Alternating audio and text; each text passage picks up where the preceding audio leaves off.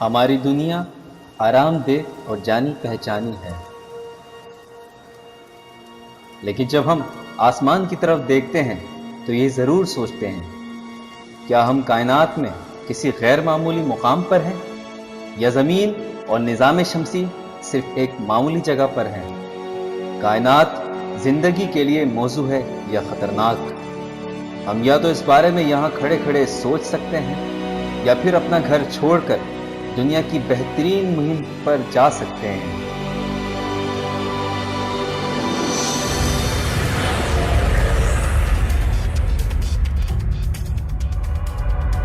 حیرت ناک دریافتیں کرنے کے لیے،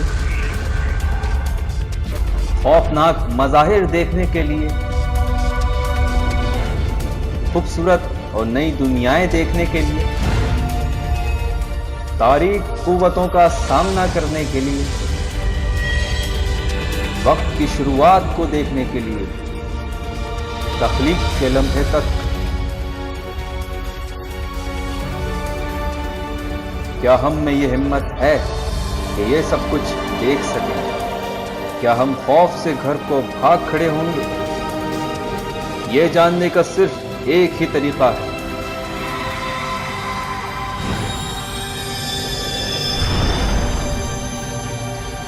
journey to the edge of the universe.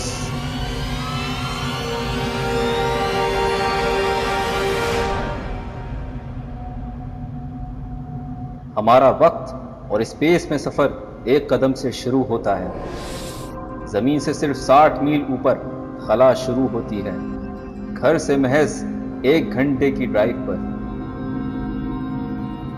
نیچے زمین پر زندگی معمول کے مطابق رواں دواں ہے، اسٹاک مارکیٹ میں خرید و فروخت ہو رہی ہے، ٹریفک اپنے عروج پر ہے، ٹی وی پر اسٹار ٹریک کی قسط چل رہی ہے۔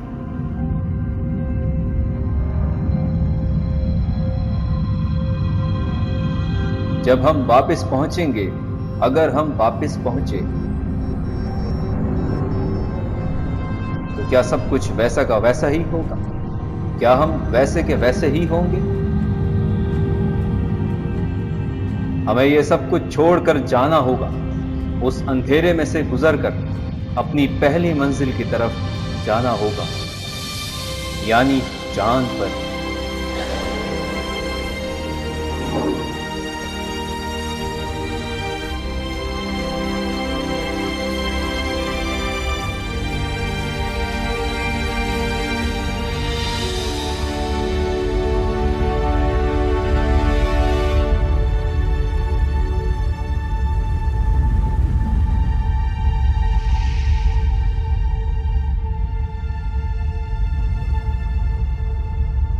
ہم سے پہلے درجنوں خلا نور یہاں آ چکے ہیں، ان میں سے 12 خوش قسمت چاند پر چہل قدمی بھی کر چکے ہیں۔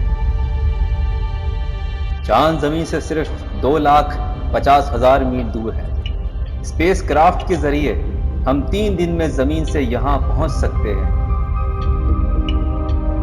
یہ ایک بنجر، بے آب و گیا، ویران جگہ کوئی میدان جنگ معلوم ہوتی ہے، جسے برسرے پیکار فوجیں چھوڑ کر پسپا ہو چکی ہوں، لیکن یہ ایک مانوس جگہ بھی ہے۔ خلا کے حوالے سے چاند زمین کے اتنا قریب ہے کہ ابھی تک گویا ہم زمین کے قرب و جوار میں ہی ہیں۔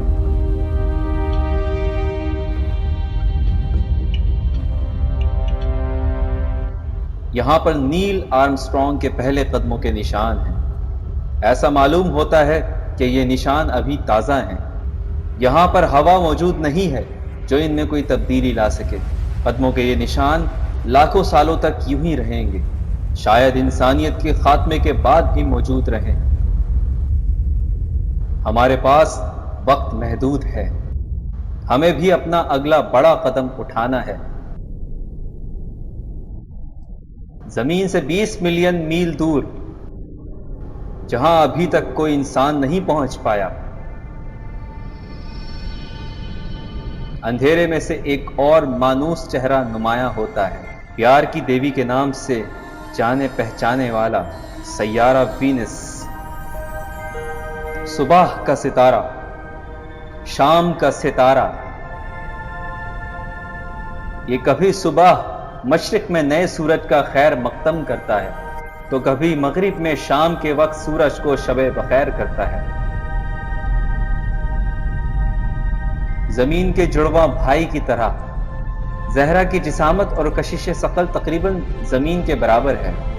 ہم شاید یہ سمجھ رہے ہوں کہ ہم یہاں محفوظ رہیں گے، لیکن وینس اسپیس پروب نے کچھ خطرناک چیزیں دریافت کی ہیں۔ اس نے ہمیں یہ بتایا ہے کہ یہ خوبصورت بادل اصل میں زندگی کے لیے انتہائی خطرناک سلفیورک ایسڈ یعنی گندھک کے تیزاب کے ہیں۔ یہاں کی آب و ہوا کاربن ڈائی آکسائڈ کی بہتات کی وجہ سے ہمارے لیے جان لیوا ہے۔ ہمیں شاید اس کی توقع نہیں تھی، لیکن زہرا ایک غضبناک بیوی کی طرح ہے۔ یہاں ہوا انتہائی زہریلی ہے، ہوا کا دباؤ بہت زیادہ ہے اور یہ بے انتہا گرم ہے۔ یہاں درجہ حرارت 900 ڈگری فارنہائٹ تک ہوتا ہے۔ اگر ہم یہاں کچھ دیر کو رکیں تو ہمارا خلائی جہاز تیزابی بخارات سے گل جائے گا، ہم ہوا کے دباؤ سے پچک جائیں گے اور کاربن ڈائی آکسائڈ کی وجہ سے ہمارا دم گھٹ جائے گا۔ یہاں کچھ بھی زندہ نہیں رہ سکتا۔ روس کا یہ خلائی جہاز بھی نہیں جس کا دھاتی فول تباہ ہو چکا ہے۔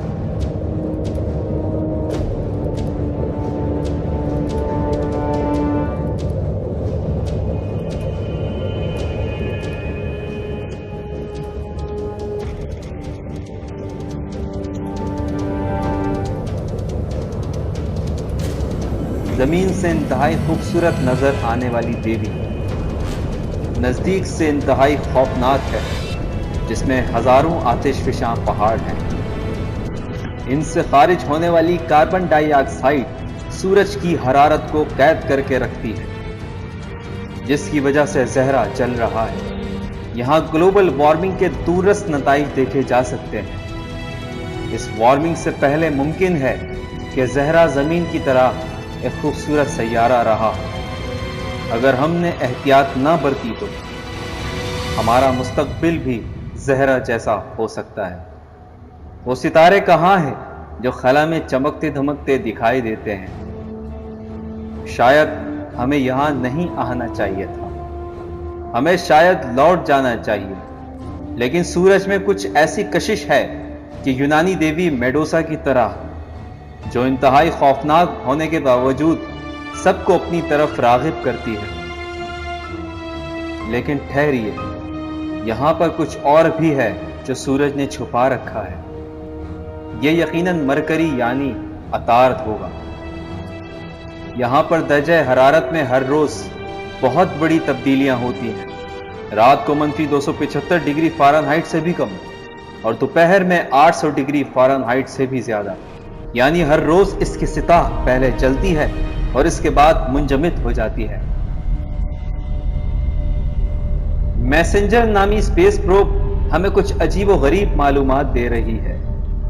اس کے جسامت کے تناسب سے عطارد کی کشش ثقل بہت زیادہ ہے۔ یہ تمام کا تمام لوہے کا ایک عظیم گولا ہے جس کی سطح پتھروں کی بہت پتلی تہ موجود ہے۔ یہ کبھی بہت بڑے سیارے کا مرکز ہوا کرتا تھا۔ اس کا باقی ماندہ سیارہ کہاں گیا؟ ہو سکتا ہے کہ یہ کوئی پھولا بھٹکا سیارہ عطارد سے آ ٹکرایا ہو اور اس کی باہر کی پرتیں اڑا لے گیا ہو۔ کائنات میں اس طرح کے بہت سے آوارہ سیارے بھٹک رہے ہیں اور ان کے راستے جو بھی آئے اسے تباہ کرتے چلے جاتے ہیں۔ ہم ابھی بھی ایسی جگہ پر ہیں جہاں ایسے سیاروں کا وجود ممکن ہے، اور ہمیں بھی کوئی سیارہ ٹکرا کر تباہ کر سکتا ہے۔ ہماری چھٹی حص پکار پکار کر ہمیں واپس جانے کا کہہ رہی ہے، لیکن اس منظر کو چھوڑ کر کون جا سکتا ہے؟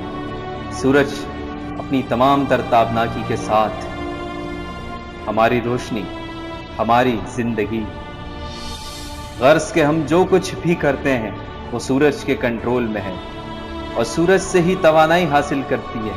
یہ یونانی دیوتا ہیلیولیس ہے جو اپنی رتھ روز آسمان پر چلاتا ہے۔ یہ مصر کا دیوتا را ہے جو ہر روز پیدا ہوتا ہے۔ گرمیوں میں راس السرطان یعنی سمر سولٹائس کے دن سورج اسٹون ہینج کے درمیان سے طلوع ہوتا ہے۔ لاکھوں سالوں تک انسان سورج کے بارے میں اس سے زیادہ کچھ نہیں جان پایا۔ انسان صدیوں سے سورج میں تصوراتی خدا کو دیکھتا آیا ہے جو زمین کو چلاتا تھا۔ یہ سورج ہم سے اتنی زیادہ دور ہے کہ اگر یہ پہنچ جائے تو ہمیں اس کی خبر 8 منٹ بعد پہنچے گی۔ یہ اتنا بڑا ہے کہ اس میں 10 لاکھ زمینیں بآسانی سما سکتی ہیں۔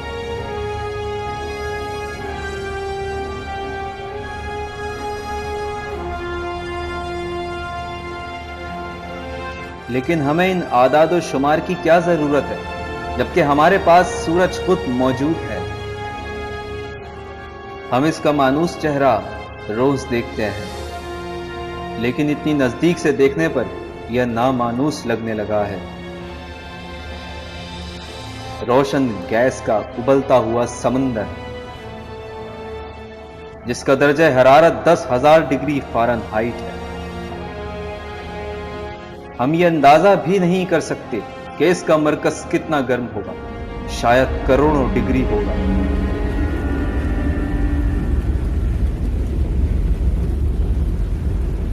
یہ درجہ حرارت اتنا زیادہ ہے کہ سورج ہر سیکنڈ لاکھوں ٹن مادے کو توانائی میں تبدیل کرتا ہے، جو تاریخ میں انسان کی پیدا کی گئی تمام تر توانائی سے زیادہ ہے۔ دنیا کے تمام نیوکلیائی ہتھیار اس کے سامنے ایک کھلونا ہے۔ سورج کی یہ توانائی ہم زمین پر روشنی اور حرارت کی شکل میں دیکھتے ہیں، لیکن اتنی نزدیک سے سورج بہت خوفناک لگتا ہے۔ برقی اور مقناطیسی قوتیں دیو ہیکل پھندوں یعنی لوپس کی صورت میں نظر آتی ہیں، جن میں کئی زمینیں سما سکتی ہیں۔ ان پھندوں میں 1 کروڑ آتش فشاں پہاڑوں سے زیادہ توانائی خارج ہوتی ہے۔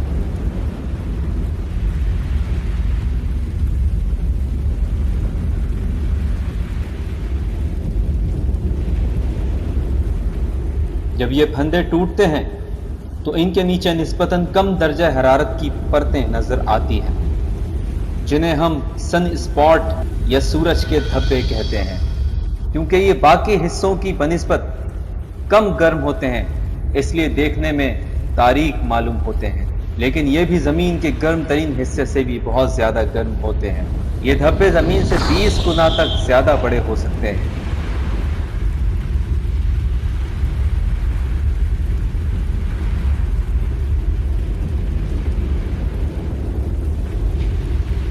لیکن ایک دن یہ سب کچھ ختم ہو جائے گا۔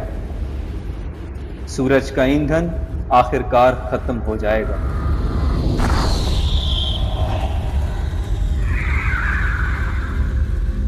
اور جب سورج ختم ہوگا تو اس کے ساتھ ہی زمین بھی ختم ہو جائے گی۔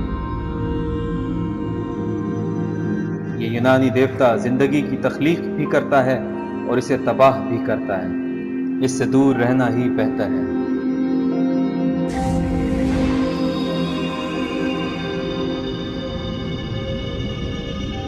یہ دمدار ستارہ سورج کے قریب جا پہنچا ہے۔ سورج کی تپش سے اس کی برف پگھل کر بھاپ بن رہی ہے، جس سے اس کی کروڑوں میل لمبی دم بنتی ہے۔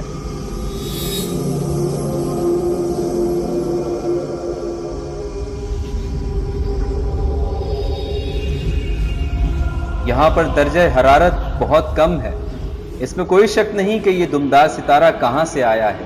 یہ خلا کی برفانی پہنائیوں سے آیا ہے۔ اس میں بھاپ اور پانی کے ابلتے ہوئے فوارے جو اپنے ساتھ گرد و غبار بھی لے کر جا رہے ہیں، سورج کی گرمی سے توانائی حاصل کر رہے ہیں۔ اس کا مرکز گرد و غبار سے اٹا ایک برفانی گولا ہے جس پر چمکدار سیاہ مادے کی تہ جمی ہے۔ اس پہ آرگینک مٹیریل کے چھوٹے چھوٹے ذرات دیکھے جا سکتے ہیں جو نہ جانے کب سے اس دمدار ستارے پر موجود ہے۔ ہو سکتا ہے یہ آرگینک مٹیریل نظام شمسی کے آغاز سے موجود ہو۔ فرض کیجئے اس طرح کا دمدار ستارہ اربوں سال پہلے زمین سے جا ٹکرایا۔ عین ممکن ہے اس نے زمین پر پانی اور آرگینک کیمسٹری کا آغاز کیا ہو، جو کہ زمین کی شروعات کے لیے ضروری اجزاء ثابت ہوئے۔ یہ بھی ممکن ہے کہ اس نے زمین کے اس سلسلے کا آغاز کیا ہو جس کے نتیجے میں ہم اور آپ ارتقاء پذیر ہوئے۔ اگر یہ اب زمین سے جا ٹکرائے تو زندگی کا خاتمہ بھی کر سکتا ہے، جس طرح ایک شہابیہ کی زمین سے ٹکرانے کے نتیجے میں ڈائنوسارز ناپید ہو گئے۔ یہ صرف وقت کا سوال ہے، آخر کار ہمارا انجام بھی وہی ہوگا جو ڈائنوسارز کا ہوا۔ اگر زمین پر زندگی ناپید ہو گئی تو ہم ہمیشہ کے لیے یہیں پر مقید رہ جائیں گے، فضا میں شتر بے مہار کی طرح پھرتے ہوئے۔ ہمیں ایک نیا گھر تلاش کرنا پڑے گا۔ کائنات میں کروڑوں اربوں سیارے ہیں، ان میں سے کوئی نہ کوئی تو ایسا ضرور ہوگا جو نہ تو زیادہ گرم ہو اور نہ ہی زیادہ ٹھنڈا، جس میں ہوا ہو، ستارے کی روشنی ہو، مائع حالت میں پانی ہو، جو اس گولڈی لاکس زون میں ہو جہاں ہم آرام سے رہ سکیں۔ لال سیارہ، یہ یقیناً مریخ ہے۔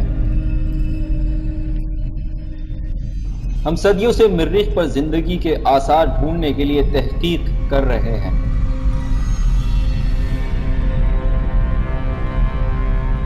کیا یہاں پر غیر ارضی زندگی کے موجود ہونے کا امکان ہے؟ اگر ایسا ہوا تو ہمیں تاریخ کی کتابوں کو پھینکنا پڑے گا اور سائنس کی کتابوں کو تبدیل کرنا پڑے گا۔ ایسی معلومات سے ہماری سوچ میں انقلاب پیدا ہو جائے گا۔ اس کے بعد جو ہوگا اس سے سب کچھ بدل سکتا ہے۔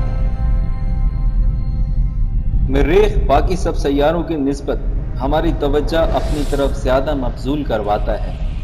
فلموں اور سائنس فکشن کی کہانیوں کے بارے میں سوچئے، ان میں کیا ہوتا ہے؟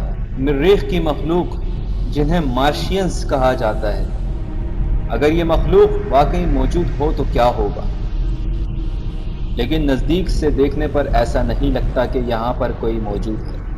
یہ ایک مردہ جہان معلوم ہوتا ہے۔ وہ طبعی اعمال جو زمین پر زندگی کی ضمانت ہیں یہاں عرصے سے بند پڑے ہیں۔ یہ سیارہ سرخ اور مردہ ہے۔ مریخ کو ایک عظیم فاصل کہا جا سکتا ہے۔ لیکن ٹھہریے، یہ کیا؟ یہاں پر شاید کچھ تو زندہ ہے۔ ایک بہت بڑا گرد کا بگولا، زمین کے سب سے بڑے ٹارنیڈو سے بھی بڑا، یعنی یہاں پر جھکڑ چلتے ہیں۔ جہاں پر جھکڑ چلتے ہوں وہاں ہوا کی موجودگی لازم ہے۔ کیا یہ ہوا غیر ارضی زندگی کے لیے کافی ہے؟ یہ کم از کم ہمارے سانس لینے کے لیے تو کافی نہیں ہے۔ یہاں پر اوزون بھی نہیں ہے جو ہمیں سورج کی الٹرا وائلٹ شعاؤں سے بچا سکے۔ یہاں پر پانی تو موجود ہے لیکن انتہائی سرد درجہ حرارت کی وجہ سے ہمیشہ جمع رہتا ہے۔ یہاں غالباً کسی بھی چیز کا زندہ رہنا مشکل ہے۔ زمین پر تو ایسے جاندار موجود ہیں جو انتہائی گرم یا انتہائی سرد درجہ حرارت میں بھی رہ سکتے ہیں، یہاں تک کہ سمندر کے گہری ترین حصے میں بھی رہ سکتے ہیں۔ زندگی گویا ایک وائرس کی طرح اپنے آپ کو ماحول کے مطابق ڈھال لیتی ہے اور پھیلتی چلی جاتی ہے۔ ہم بھی اس وقت یہی کر رہے ہیں۔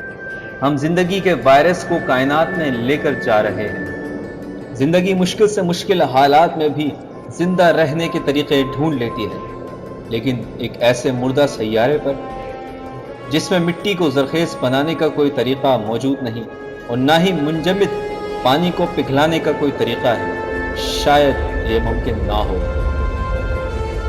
اس دھول اور مٹی کے طوفان میں یہ دیکھنا مشکل ہے کہ ہم کہاں جا رہے ہیں۔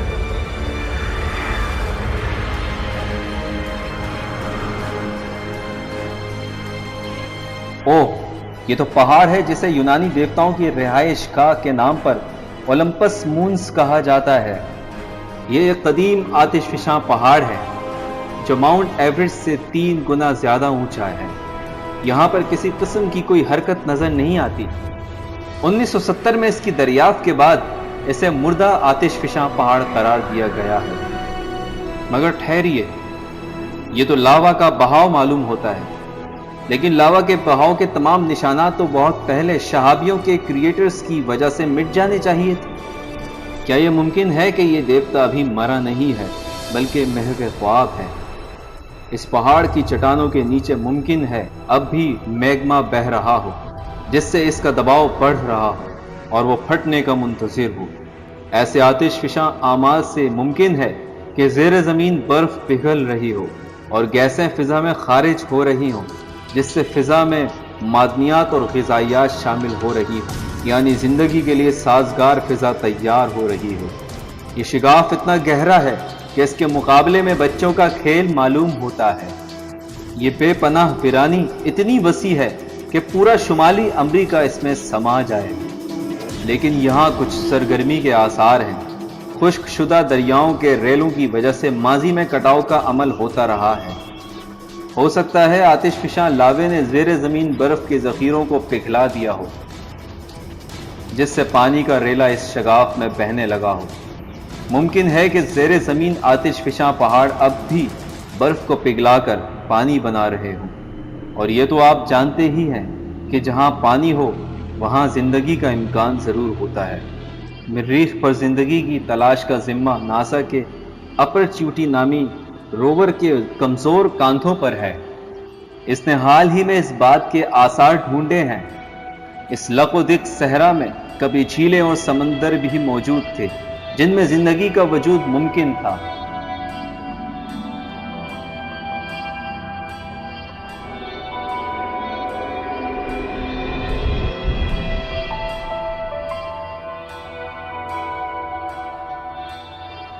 ان گھاٹیوں کی طرف نظر دوڑائیے۔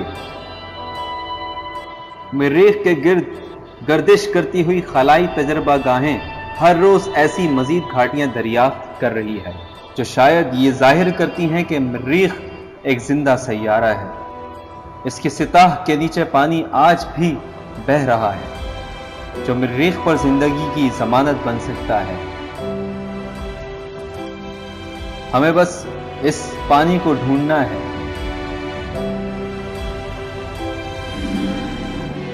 شاید ہم جس چیز کی تلاش مریخ پر کر رہے ہیں وہ چیز ہمیں زمین پر ہی مل چکی ہے، اور وہ ہے اس بات کے آثار کہ زندگی مریخ پر شروع ہوئی اور بعد میں زمین پر منتقل ہو گئی۔ مریخ پر کسی شہابیے کے گرنے سے مریخ کی چٹانیں اور مٹی خلا میں بکھر گئی، اور ہو سکتا ہے اپنے ساتھ ننھے منھے مائکروبس بھی لے اڑی۔ ان میں سے کچھ ٹکڑے نوزائیدہ زمین پر بھی جا گرے، اور یوں زمین میں زندگی کا آغاز ہوا۔ ہمارا مریخ کو اتنا مسحور کن سمجھنا بلا وجہ نہیں ہے۔ یہ ہمارے آبا کی رہائش گاہ ہے۔ یہ عین ممکن ہے کہ ہم سبھی مریخ کے باسی ہوں، لیکن وہ مریخ جہاں اب زندگی نہیں رہی، اب تو بس یہ مردہ سیارہ باقی ہے۔ اور اگر ہم اپنے ہمسائے مریخ کے بارے میں زیادہ نہیں جانتے تو ہم اپنے آپ کو آئندہ آنے والے حیرت ناک تجربات کے لیے کیسے تیار کر سکتے ہیں؟ ہمارا رخ اب کائنات کے دور دراز مقامات کی طرف ہے، 14 ارب سال پہلے کے وقت کی طرف، کائنات کی تخلیق کے لمحے کی طرف۔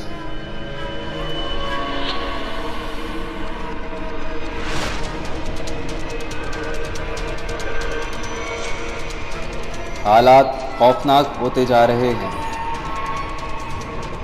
گویا ہم ایک بہت بڑی ویڈیو گیم کے اندر ہیں۔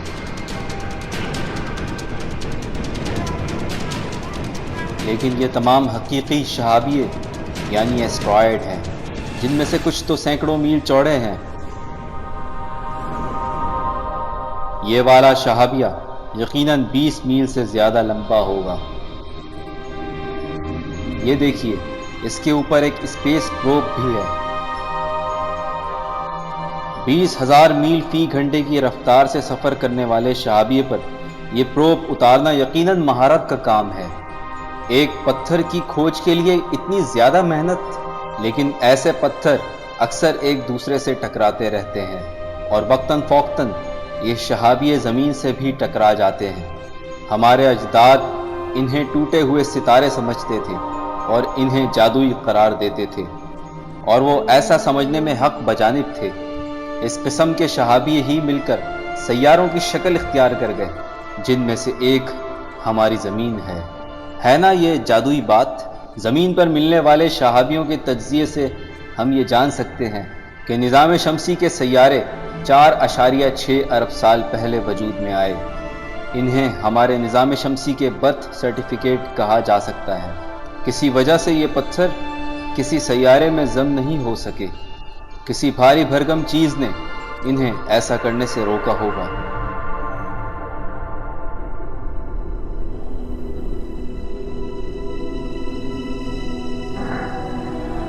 جی ہاں، جوپیٹر یا مشتری ایک دیو ہیکل سیارہ.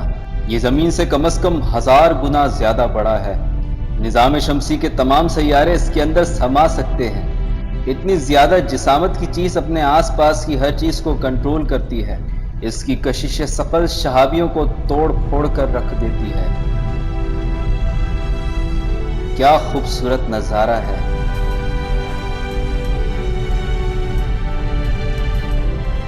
لیکن یہ خوبصورتی اپنے اندر ایک وحشت چھپائے ہوئے ہے.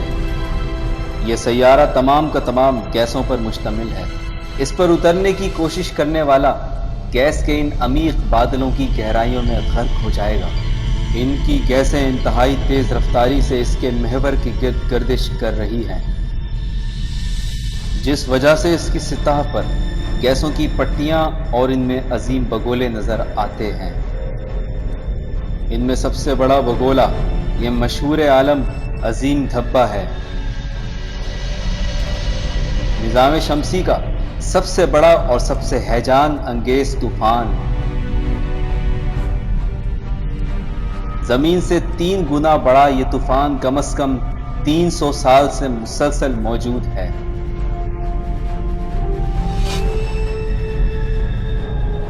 گیس کے بادلوں میں ان ہوا کے جھکڑوں سے بجلی تو ضرور کڑکتی ہوگی. یہاں پر بجلی کا ایک کڑکا زمین پر بجلی کے کڑکنے سے 10,000 گنا زیادہ طاقتور ہے.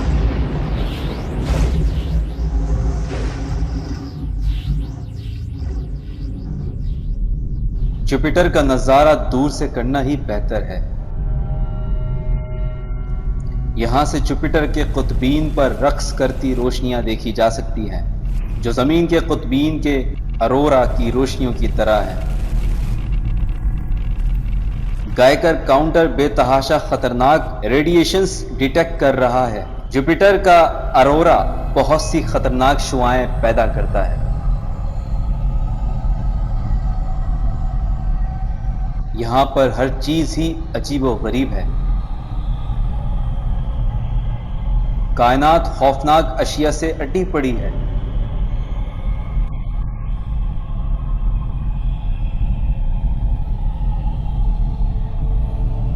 شاید جوپیٹر کا رنگ برنگا چاند IO ایک محفوظ جگہ ہو.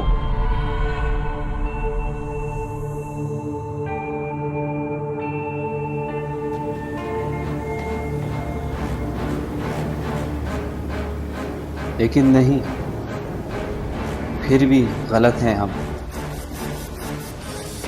یہ خوبصورت رنگ لاوا اگلتے آتش فشاں پہاڑوں کی وجہ سے ہے.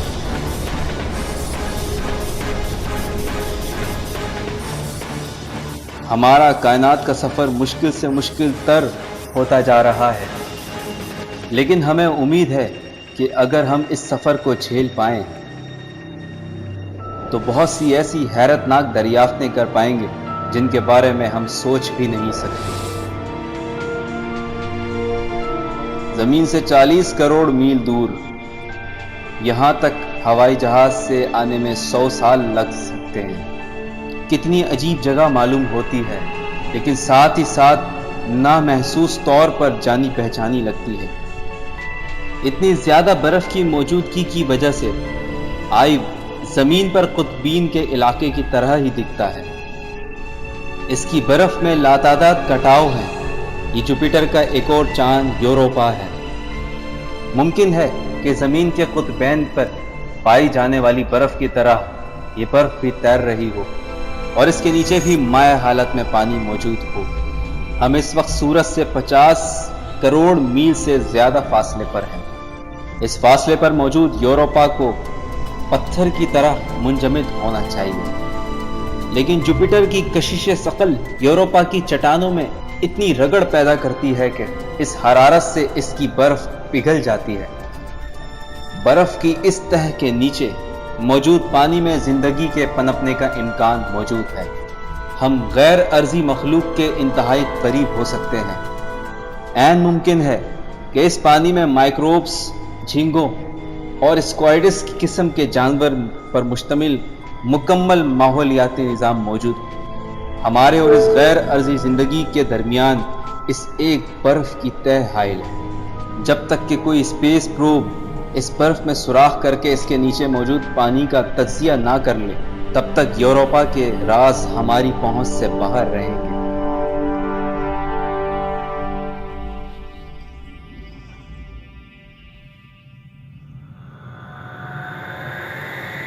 اس نے ہزاروں سالوں سے ہمیں اپنی طرف متوجہ کر رکھا ہے اور ہمیں خوابوں میں ڈرایا ہے۔ یہ ہے زحل یا سیٹرن ہمارے سامنے اپنے محور کے گرد گھومتا ہوا۔ اس کا نام بھی ایک یونانی دیوتا کے نام پر ہے جسے امن اور سلامتی کا خدا مانا جاتا تھا۔ یہ سیارہ بھی گیسوں کا ایک عظیم گولا ہے جس کی کثافت اتنی کم ہے کہ یہ پانی میں تیرنے لگے گا۔ اس کے حلقے یا رنگ اتنے بڑے ہیں کہ وہ زمین سے چاند تک جا پہنچیں گے۔ اور یہ ہے کیسینی نام کا خلائی آربیٹر جو پراسرار ریڈیو فریکوینسی کے سگنل پکڑ رہا ہے۔ یہ سگنل غالباً زحل کے قطبین میں اروڑا کی وجہ سے پیدا ہو رہے ہیں۔ یہی صحیح معنوں میں کروں کی موسیقی ہے۔ کیسینی کی بدولت ہم نے یہ دریافت کیا کہ زحل کے حلقے کیسے وجود میں آئے۔ یہ زحل کے ایک چاند کے باقیات ہیں جو کہ زحل کی شدید کشش ثقل کی زد میں آ کر ٹکڑے ٹکڑے ہو گیا تھا۔ کیا خوبصورت نظارہ ہے جو کہ مکمل تباہی کی وجہ سے وجود میں آیا۔ اس میں اربوں کی تعداد میں برف کے ٹکڑے موجود ہیں۔ کچھ تو بہت چھوٹے ہیں لیکن کچھ گھروں جتنے بڑے ہیں۔ یہ آپس میں ٹکراتے ہیں، ٹوٹ پھوٹ جاتے ہیں، دوسروں سے مل کر پھر سے بڑے ہو جاتے ہیں۔ ہمارا نظام شمسی بھی آغاز میں اسی طرح سے نظر آتا تھا، جب گرد و غبار اور گیسیں تازہ ستارے یعنی سورج کے گرد گھوم رہی تھی اور کشش ثقل اپنا کام دکھا رہی تھی۔ چھوٹے چھوٹے ٹکڑے آپس میں مل کر بڑے ہوتے گئے اور یوں ہماری زمین کی تشکیل ہوئی۔ ہم یہاں ہمیشہ کے لیے قیام کر سکتے ہیں۔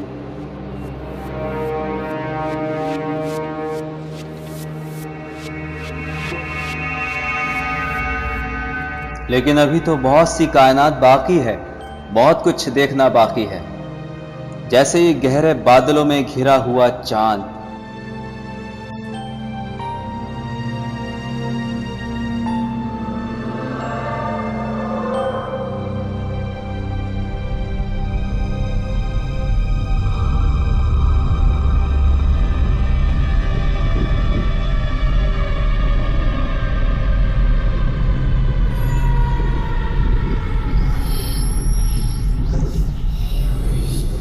اس کا نام ٹائٹن ہے۔ یہاں پر تو فضا بھی موجود ہے اور ہوا، بارش اور موسم بھی ہیں۔ دریا، جھیلیں اور سمندر ہیں۔ یہ سب کچھ بہت مانوس لگتا ہے، بالکل زمین کی طرح۔ لیکن یہ پانی نہیں ہے، یہ مائع حالت میں نیچرل گیس ہے۔ زمین کے پیٹرول اور گیس کے تمام ذخائر سے کئی سو گنا زیادہ گیس۔ ہو سکتا ہے اس گیس سے توانائی حاصل کر کے ہم مستقبل میں یہاں پر ایک مستقل بستی بنا لیں۔ ہم یہ فرض کر رہے ہیں کہ یہاں زندگی پہلے سے ہی موجود نہیں ہے۔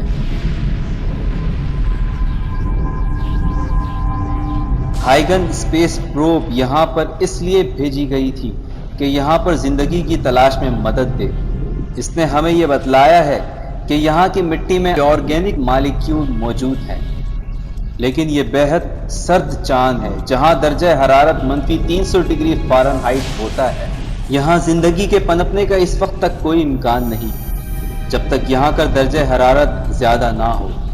ہم جانتے ہیں کہ مستقبل میں سورج کی تپش زیادہ ہو جائے گی۔ ممکن ہے اس وقت یہاں کا درجہ حرارت زیادہ ہو جائے اور یہاں زندگی یوں عام ہو جائے۔ जैसे कभी ज़मीन पर हुई थी। उस वक्त जब ज़मीन का दर्जे हरारत बहुत ज़्यादा हो जाएगा, शायद हम टाइटन में बसेरा कर लेंगे। हो सकता है एक दिन हम इसे अपना घर कहने लगे।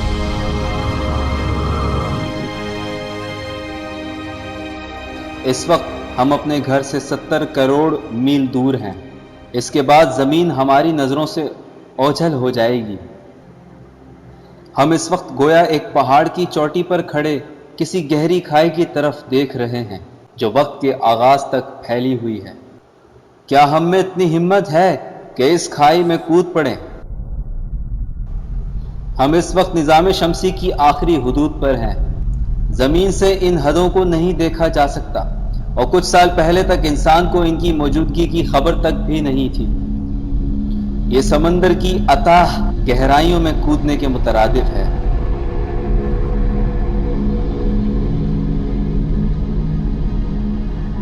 इन हलकों की वजह से ऐसा मालूम होता है कि यूरेनस को अपने महवर पर लिटा दिया गया है।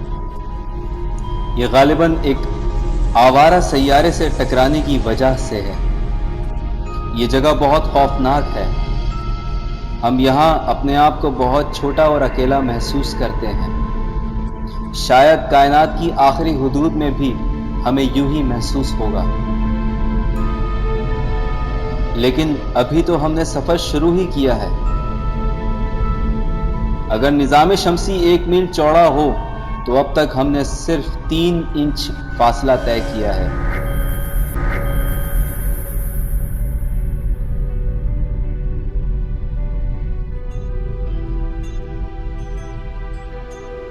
निज़ाम शमसी की गहराइयों से एक और अजूबा, समंदर का देवता नेपच्यून। ये तमाम का तमाम मीथेन गैस से घिरा हुआ है। ये तूफान जमीन जितना बड़ा है, जो कि 1000 मील फी घंटा की रफ्तार से चलने वाले झक्कड़ों से बना है। जमीन पर हवा के झक्कड़ सूरज की तपिश की वजह से चलते हैं, लेकिन नेपच्यून तो सूरज से बहुत दूर है। यहाँ पर इतनी तेज हवाओं की वजह कुछ और है। ये वजह क्या हो सकती है? हम अपने निज़ाम शमसी के बारे में अभी तक बहुत कम जानते हैं।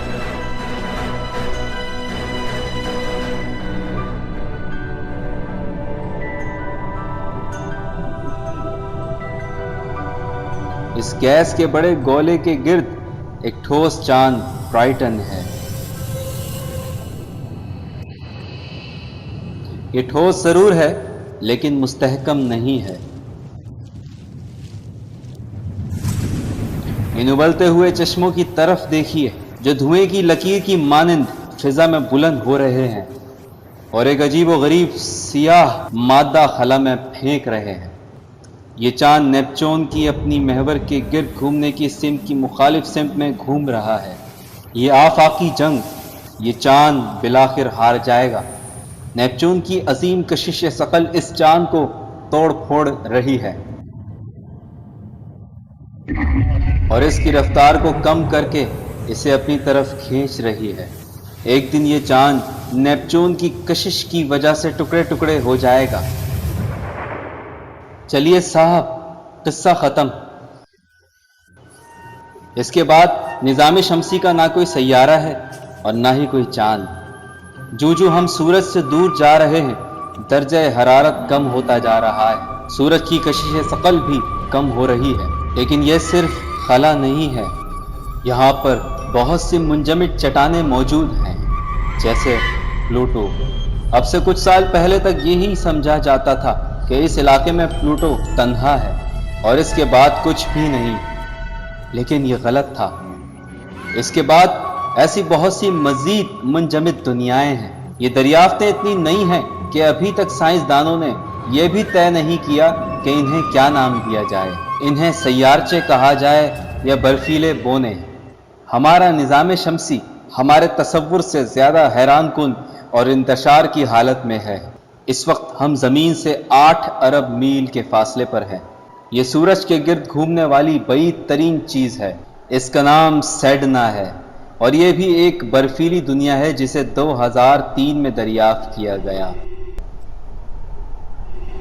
اس کا سورج کے گرد ایک چکر 10,000 سال میں پورا ہوتا ہے۔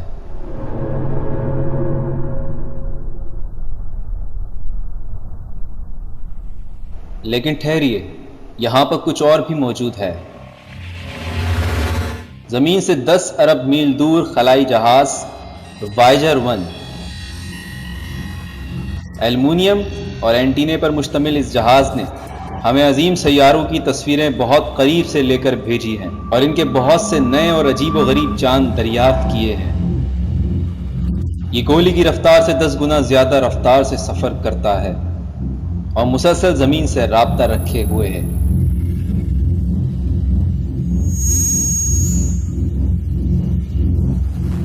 یہ سونے کی تختی ہے جس پر خلائی مخلوقات کے لیے زمین سے خیر سگالی کے پیغامات ہیں جو مختلف زبانوں میں ریکارڈ کیے گئے ہیں۔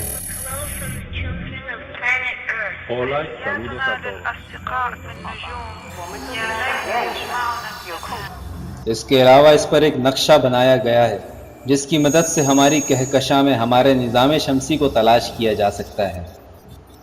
عظیم سائنسدان اسٹیفن ہاکنگ کا خیال ہے کہ یہ خیر سگالی کے پیغامات بھیجنا ایک غلطی تھی۔ اگر آپ جنگل میں اکیلے ہوں تو کیا شور و غل مچانا عقل مندی ہے؟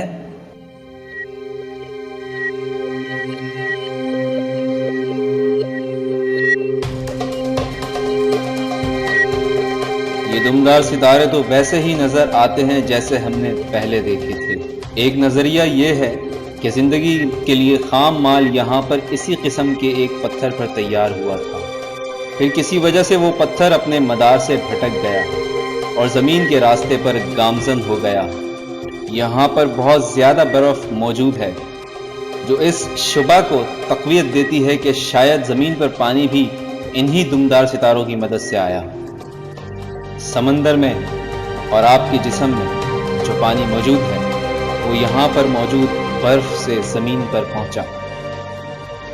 اس وقت ہم زمین سے 5 کھرب میل دور ہیں، لیکن یہ ابھی ایک چھوٹا سا قدم ہی ہے۔ ابھی ہمیں اربوں کھربوں میل دور جانا ہے۔ ہمارے سامنے اربوں ستارے موجود ہیں۔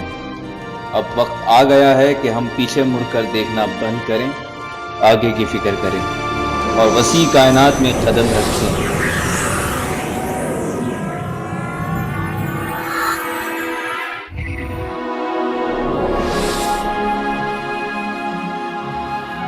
اس وقت ہم ستاروں کے درمیان کی اسپیس میں ہیں۔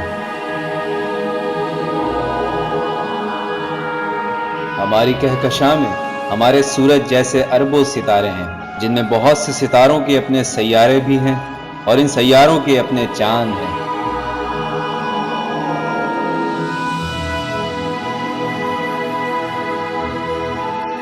یہ فیصلہ کرنا مشکل ہے کہ کس سمت کا رخ کیا جائے۔ اب ہم بہت تیزی سے سفر کرنے والے ہیں۔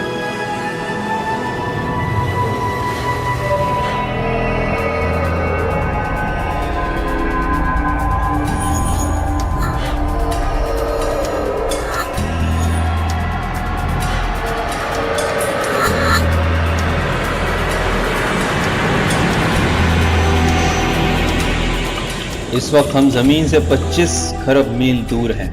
اسپیس شٹل سے سفر کریں تو یہاں تک پہنچنے میں ہمیں 150 سال کا عرصہ درکار ہوگا، لیکن ابھی تو ہم اپنے نظام شمسی سے قریب ترین ستارے تک ہی پہنچے ہیں۔ اس کا نام الفا سینٹوری ہے۔ یہ ایک ستارہ نہیں ہے بلکہ 3 ستاروں کا سسٹم ہے جو ایک دوسرے کے گرد گھوم رہے ہیں۔ ہر ستارے کی کشش دوسرے 2 ستاروں کو اپنی طرف کھینچے رکھتی ہے، جبکہ ان کی تیز رفتار انہیں ایک دوسرے سے دور رکھتی ہے اور آپس میں ٹکرانے نہیں دیتی۔ اگر ہم ان کے درمیان جا پھنسے تو ہم جل کر راکھ ہو جائیں گے۔ اب ہم زمین سے کھربوں میل دور ہیں اور میل کا پیمانہ بہت چھوٹا پڑ گیا ہے۔ اب ہمیں پیمائش کے لیے نوری سال کا پیمانہ استعمال کرنا ہوگا۔ روشنی 1 سال میں 6 کھرب میل کا فاصلہ طے کرتی ہے۔ चनाचा इस वक्त हम जमीन से 4 नूरी साल के फासले पर हैं।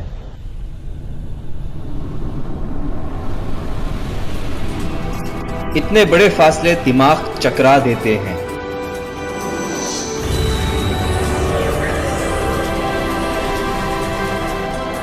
कौन जाने यहाँ कौन कौन सी कुव्वतें अमल पैरा हैं। हमें मालूम नहीं हम कायनात के किनारे पर कब पहुंचेंगे और पहुंचेंगे भी या नहीं।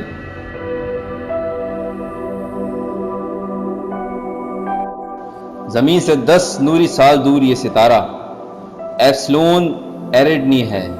इसके इर्द गिर्द बर्फ और गिर्दो गुबार के अजीमुशान बादल हैं और इन बादलों में कहीं इस खाम माल से सैयारे तश्कील पा रहे हैं।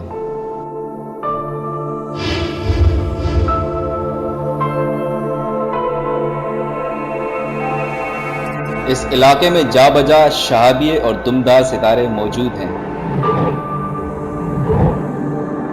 हमारा निज़ाम शमसी अरबों साल पहले बिल्कुल इसी हालत में था जिसमें दुमदार सितारे नौज़ायदा सैयारों पर जिंदगी का खाम माल पहुंचा रहे थे। इस तमाम हंगामे के बीचों बीच ये सितारा है।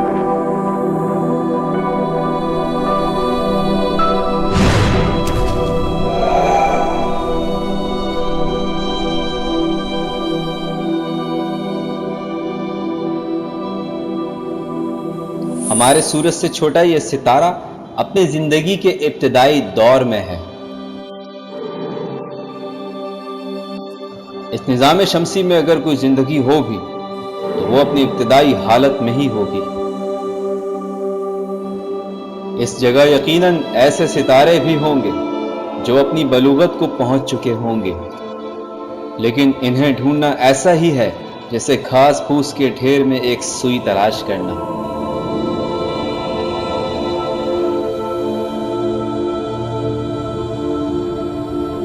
जमीन से 20 नूरी साल के फासले पर सितारा क्लाइंस 581 है।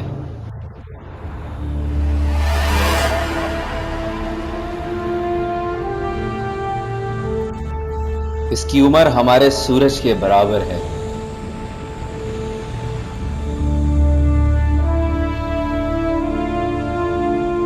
यह सैयारा अपने सूरज से मुनासिब फासले पर है।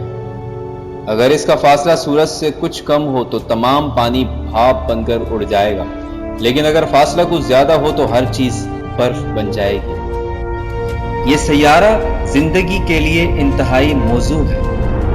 अगर इस सैयारे पर भी कोई दुमदार सितारा पानी और जिंदगी का खाम माल लेकर आया हो तो मुमकिन है वहां पर इस वक्त जिंदगी मौजूद हो, कोई पेचीदा मखलूक मौजूद हो और कोई तहजीब मौजूद हो।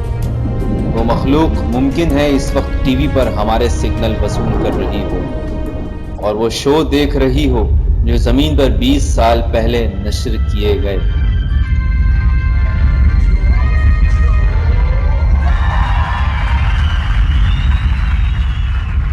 लेकिन जब तक हम इतनी दूर तक पहुंचने वाली मवासलात ऐजाद ना कर लें, इस वक्त तक हम इस मखलूक के बारे में सिर्फ अंदाजे ही लगा सकते हैं। मुमकिन है कि हम और वो मखलूक दोनों अपनी जिंदगी ये जाने बगैर गुजार रहे हों कि कोई दूसरी मखलूक भी मौजूद है, बशर्त ये कि इस सैयारे पर जिंदगी पैदा होकर दोबारा नापैद ना हो गई हो।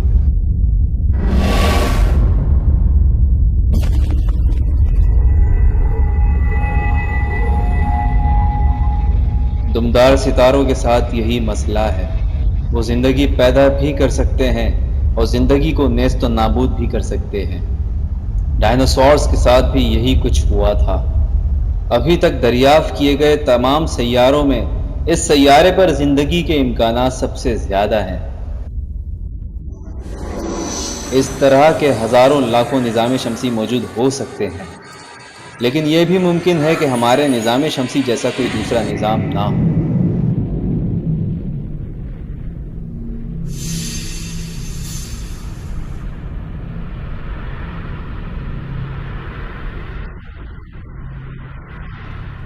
इस सैयारे का मादा नजदीकी सितारे की हिद्दत से पिघल रहा है।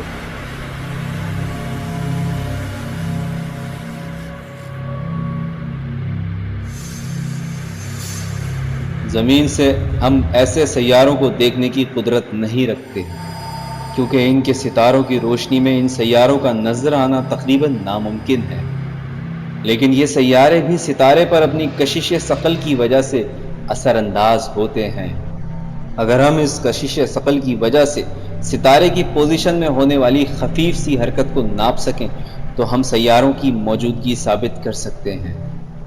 90 کی دہائی میں اس تکنیک کو استعمال کر کے ہم نے سینکڑوں دور دراز کے سیارے دریافت کیے۔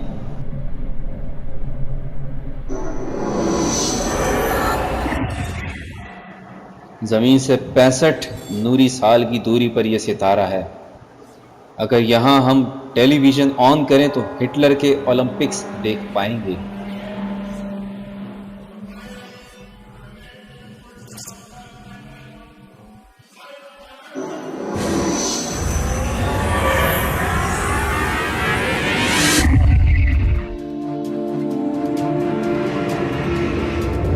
یہ ہیں ایل گول کے جڑواں ستارے۔ پرانے زمانے کے لوگ اسے شیطانی ستارہ سمجھتے تھے۔ جب ایک ستارہ اپنے جڑواں ستارے کے سامنے سے گزرتا ہے تو زمین سے دیکھنے سے یوں محسوس ہوتا ہے گویا ستارہ آنکھ جھپک رہا ہے۔ نزدیک سے یہ ستارہ اور بھی زیادہ عجیب لگتا ہے۔ ایک ستارے کا مادہ دوسرے ستارے کی طرف کھینچتا چلا جا رہا ہے۔ یہ زمین سے تقریباً 100 نوری سال دور ہے۔ یہاں پر آج ہم زمین پر ریڈیو کی شروع کی نشریات سن سکتے ہیں جو زمین پر 100 سال پہلے ہوئی۔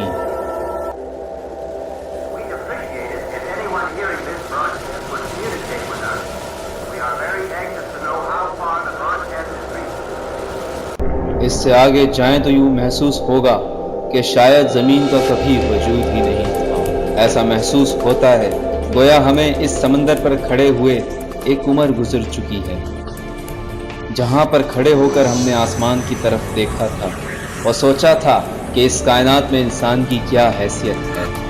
ہم نے یہ بات تو یقیناً سیکھ لی ہے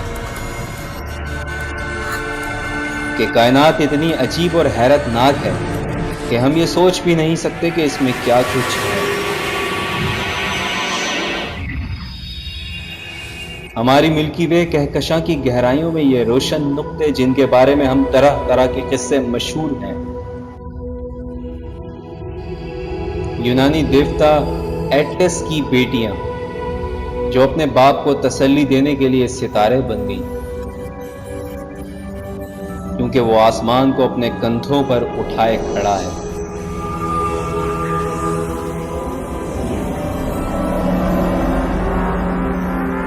یہ ہے عظیم ستارہ بیٹل جوس۔ ابھی تک ہم نے جو ستارے دیکھے ان میں سے یہ سب سے بڑا ہے۔ یہ سورج سے 600 گنا زیادہ وسیع ہے۔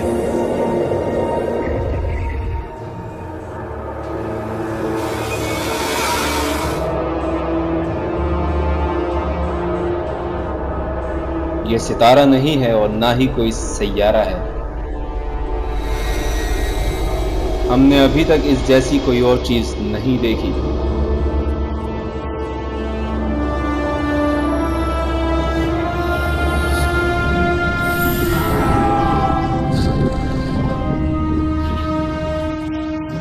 زمین سے 1300 نوری سال کے فاصلے پر یہ اوریون کے گہرے بادل ہیں۔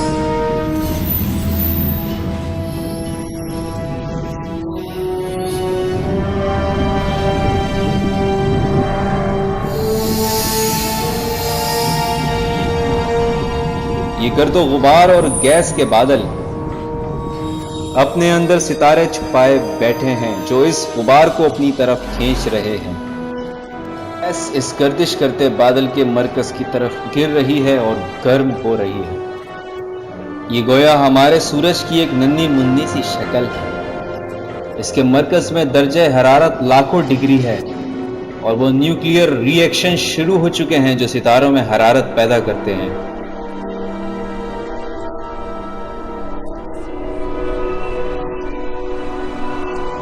یہ ایک نیا ستارہ پیدا ہو رہا ہے۔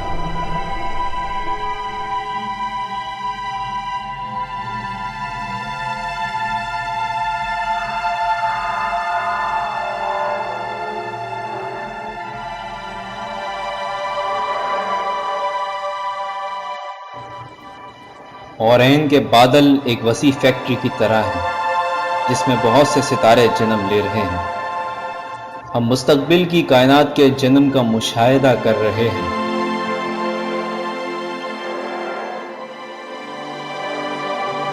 ہم نے ابھی تک صرف تباہی اور بربادی ہی دیکھی ہے، لیکن یہاں ہم کائنات کے سب سے بڑے تخلیق کے عمل یعنی ستاروں کی پیدائش کو دیکھ رہے ہیں۔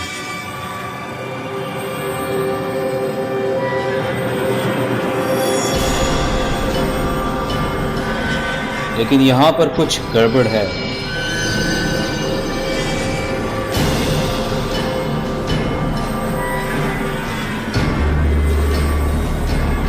یہ گیس کے فوارے ہیں جو بے انتہا طاقت سے خارج ہو رہے ہیں اور گرد و غبار اور گیس کو کروڑوں میل دور تک پھیلا رہے ہیں۔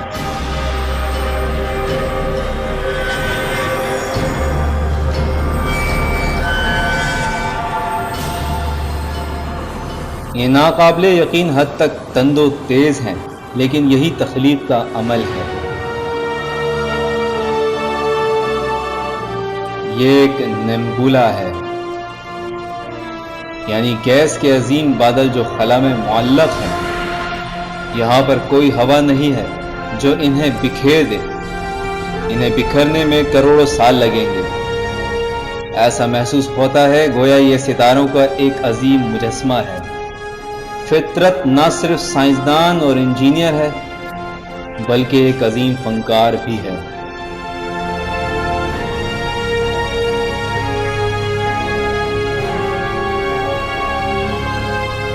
یہ ایک عظیم شاہکار ہے۔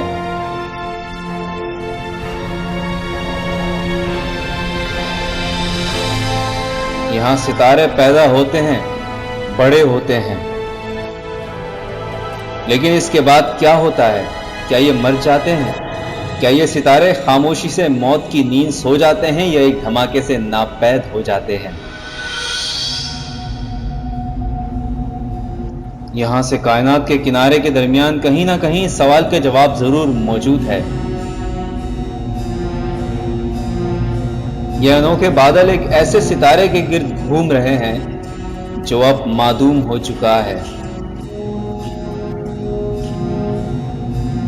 اور اب صرف یہ رنگا رنگ گیسیں رہ گئی ہیں۔ ستارے کے مرکز میں بنے عناصر دھماکے سے خلا میں بکھر گئے ہیں۔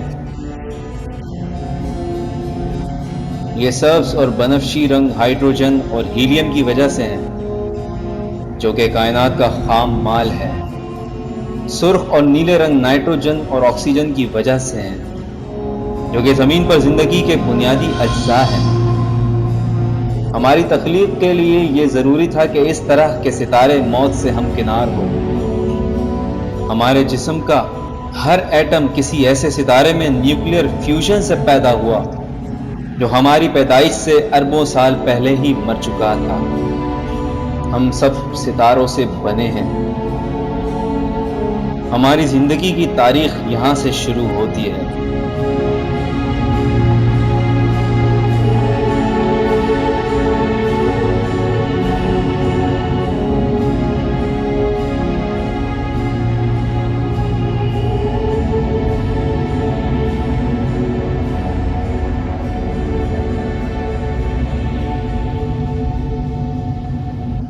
اس بادل کے مرکز میں مردہ ستارے کی روح ہے، یعنی سفید بونا ستارہ جو سفید اور گرم ہے۔ یہ ستارہ اگرچہ بہت چھوٹا ہے لیکن بے انتہا کثیف ہے۔ اس ستارے کی موت کے وقت اس کے ایٹم اتنی شدت سے ایک دوسرے میں سما گئے کہ اس ستارے کے ایک چائے کے چمچ کے برابر مادے کا وزن 1 ٹن سے زیادہ ہوگا۔ ہمارے سورج کا خاتمہ بھی آخرکار ایسا ہی ہوگا۔ اب سے 6 ارب سال بعد سورج بھی ایک سفید بونا ستارہ بن جائے گا۔ اس وقت زمین پر زندگی کا خاتمہ ہو چکا ہوگا۔ آپ یہ سوچ رہے ہوں گے کہ اس قسم کی کتنی دنیایں آئیں اور چلی گئیں جن کی کہانی ہمیں معلوم ہی نہیں، لیکن ان سب کہانیوں سے بھی زیادہ عظیم کہانی ابھی باقی ہے۔ ہمیں واپس جا کر اس کہانی کا پہلا باب دوبارہ سے دیکھنا ہوگا۔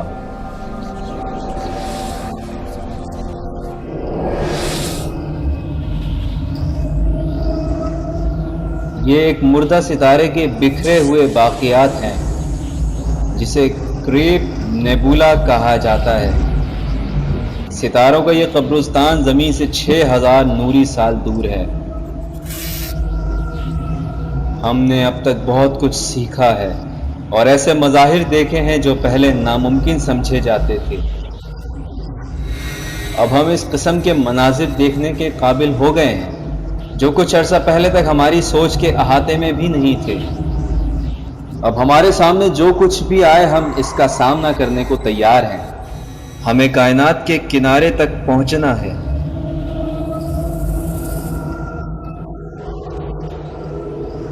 یہ اس طوفان کے بعد کا سکون ہے جو ایک ستارے کے سپر نووا کی صورت میں پھٹنے سے پیدا ہوا تھا، جس سے وہ ستارہ محض دھول اور گیس بن کر رہ گیا۔ یہ اس طوفان کا مرکز ہے، ایک گھومتا اور وقفے وقفے سے چمکتا ہوا ستارہ جسے پلسار کہتے ہیں۔ کشش ثقل نے ماضی کے ایک عظیم ستارے کو سکیڑ کر اتنا چھوٹا بنا دیا ہے۔ اس کا قطر صرف 12 میل ہے اور یہ ناقابل یقین حد تک کثیف ہے۔ سوئی کی نوک کے برابر اس کا مادہ بھی ہزاروں لاکھوں ٹن وزنی ہو سکتا ہے۔ جس طرح ایک اسکیٹنگ کرتا ہوا شخص جب گھومتے ہوئے اپنے بازو جسم کے پاس لاتا ہے تو زیادہ تیزی سے گھومنے لگتا ہے، اسی طرح یہ ستارہ بھی جیسے جیسے سکڑتا گیا ویسے ویسے اس کے گھومنے کی رفتار بڑھتی گئی۔ اس کے قطبین سے روشنی کی 2 شعاعیں نکلتی ہیں جو ایک سیکنڈ میں 30 دفعہ گھومتی ہیں اور گرد اور گیس کے اس عظیم بادل سے ٹکراتی ہیں۔ یہاں پر تابکاری ہمارے سورج سے بھی بہت زیادہ ہے۔ اب تک جو کچھ ہم نے دیکھا ہے اس میں یہ شعاعیں سب سے زیادہ جان لیوا ہیں۔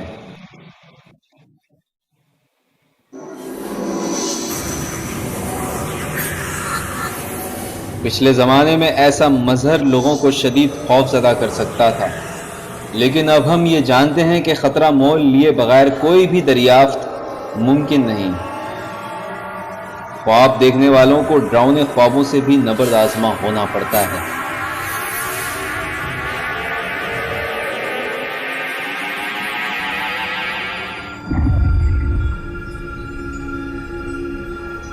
یہاں پہنچ کر یہ احساس ہوتا ہے کہ یہاں کچھ خرابی ضرور ہے۔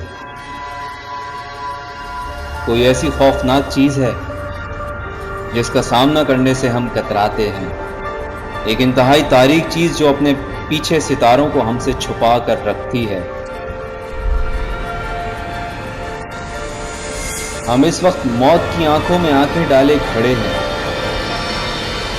یہ ایک عظیم ستارے کی باقیات ہیں، یعنی ایک بلیک ہول۔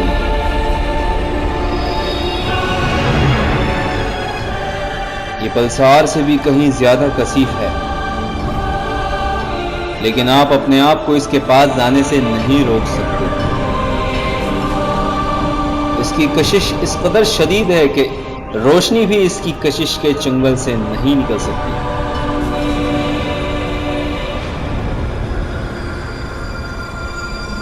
یہ شہابیہ ایک ٹھوس چٹان ہے، لیکن بلیک ہول میں گرتے گرتے یہ ربڑ کی طرح کھنچتا جا رہا ہے اور لمبوتری شکل اختیار کر رہا ہے۔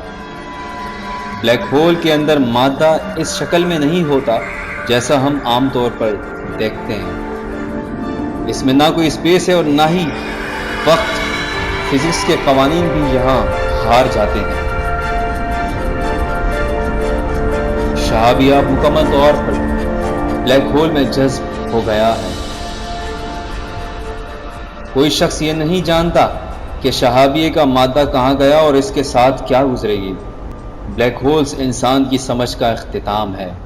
ہماری کہکشاں میں لاکھوں بلیک ہولز موجود ہیں۔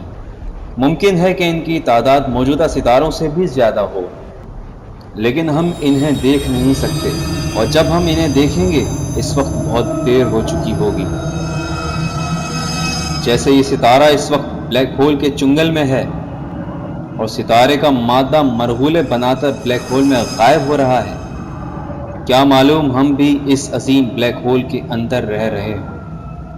عین ممکن ہے کہ تمام کائنات ایک بلیک ہول کے اندر موجود ہے اور یہ بلیک ہول کسی دوسری کائنات کا حصہ ہے۔ اس بارے میں ہم جتنا سوچیں اتنا ہی دماغ اور چکرا جاتا ہے۔ بعض اوقات تو یوں محسوس ہوتا ہے کہ ہم جتنا زیادہ مشاہدہ کرتے ہیں اتنا ہی کم جانتے ہیں۔ ابھی تک ہم اپنی ملکی وے کہکشاں سے بھی باہر نہیں نکلے۔ ابھی تو پوری کائنات کی وسعت اپنے تمام تر حیرتناک مظاہر، خطرات اور رازوں کے ساتھ طے کرنا باقی ہے، اور اس انتظار میں ہے کہ اسے دریافت کیا جائے۔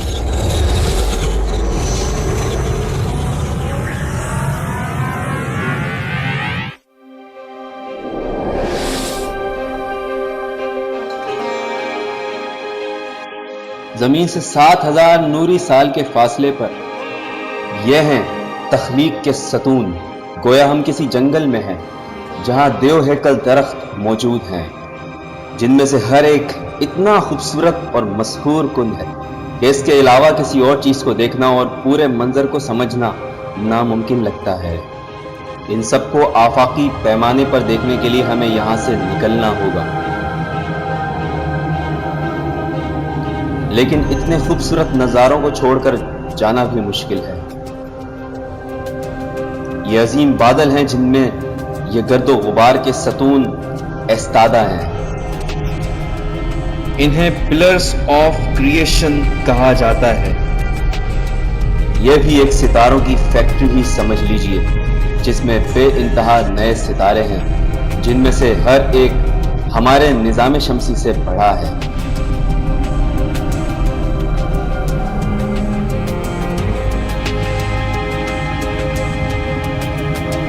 ہمیں اس جاذب نظر منظر کو چھوڑ کر آگے بڑھنا ہوگا۔ اپنی کہکشاں کی خوبصورتی میں ہم اتنے محو ہو گئے کہ اس کے تمام خطرات کے بارے میں بھول گئے۔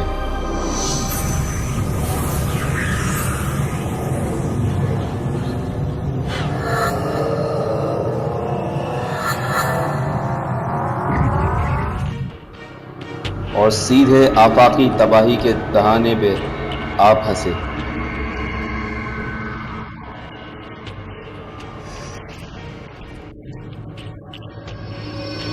یہ سلو موشن میں ایک دھماکے کی طرح ہے۔ یہ ایک دیو ہیکل ستارہ ہے جو ہمارے سورج سے لاکھوں گنا زیادہ روشن ہے۔ یہ آہستہ آہستہ تباہ ہو رہا ہے۔ اس ستارے کا ایندھن ختم ہونے کو ہے اور توانائی پیدا کرنے والے نیوکلیئر ری ایکشن بند ہو رہے ہیں۔ ہم اس ستارے کی موت کا منظر دیکھ رہے ہیں۔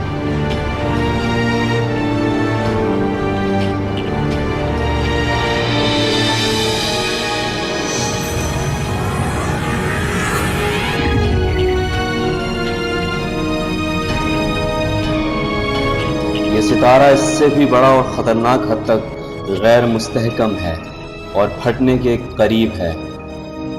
جب اتنا بڑا ستارہ پھٹتا ہے تو دھماکہ سپر نووا سے بھی سینکڑوں گنا زیادہ بڑا ہوتا ہے۔ ہم ستاروں کی موت کی سب سے زیادہ شدید قسم کا مشاہدہ کر رہے ہیں، جسے ہائپر نووا کہا جاتا ہے۔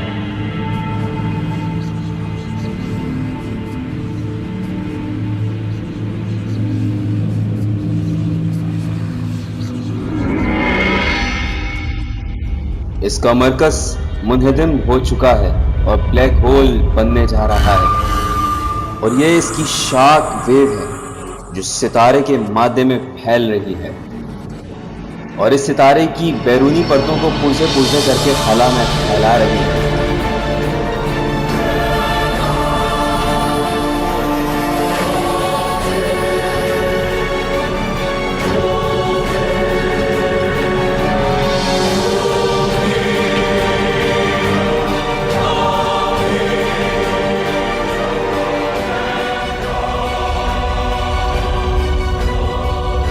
خطرناک ہائپر نووا اور دمدار ستارے مردہ سیارے، سفید بونے، سرخ دیو ہیکل ستارے، یہ تمام اس وسیع روشنی کا حصہ ہیں جو ہماری کہکشاں کہلاتی ہے۔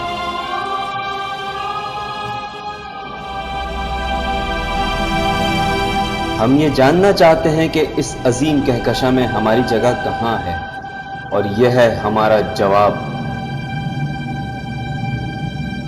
موجودہ اور ماضی کی تہذیبیں، ہر وہ شخص جو اس دنیا میں کبھی موجود تھا، چھوٹے سے چھوٹے کیڑے سے لے کر بڑے سے بڑے پہاڑوں تک، ان میں سے کچھ بھی یہاں سے نظر نہیں آتا، ایک ذرے کی طرح بھی نہیں۔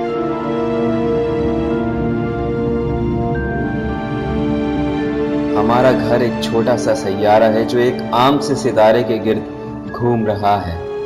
اگر یہ آج معدوم ہو جائے تو کہکشاں میں کسی کو کوئی فرق نہیں پڑے گا، لیکن اس کے باوجود اپنی زمین کے علاوہ ابھی تک کوئی ایسی جگہ دریافت نہیں ہوئی جہاں ہم رہ سکیں۔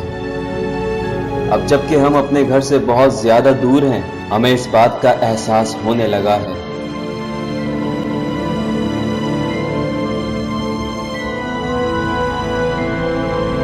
ان لاکھوں ستاروں کی کہکشاں کو دیکھیے۔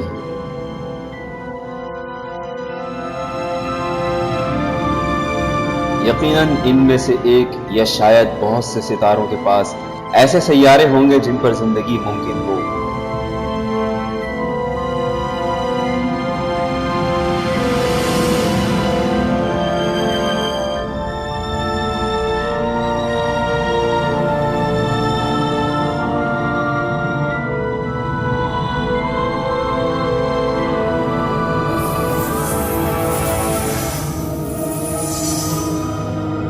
شاید ستاروں کے اس جھرمٹ میں زندگی ممکن ہو۔ 1970 کی دہائی میں سائنسدانوں نے اس جھرمٹ کی طرف ایک پیغام بھیجا تھا جس میں ہمارے نظام شمسی کا پتہ اور ہمارے ڈی این اے کے متعلق معلومات تھی، لیکن وہ پیغام یہاں پر 25,000 سال بعد پہنچے گا۔ ہم نے ابھی تک کوئی غیر زمینی زندگی دریافت نہیں کی، لیکن ابھی تک کوئی ایسی وجہ بھی سامنے نہیں آئی جس سے یہ نتیجہ نکالا جا سکے کہ زندگی زمین کے علاوہ کہیں اور موجود نہیں ہے۔ کہیں پر کسی سائنسدان نے ایک ایسی مساوات دریافت کی ہے جس سے کائنات میں ترقی یافتہ تہذیبوں کی تعداد کا اندازہ لگایا جا سکتا ہے۔ اس مساوات کا نتیجہ حیرت انگیز ہے۔ صرف ہماری کہکشاں میں ہی لاکھوں ایسی تہذیبیں موجود ہو سکتی ہیں۔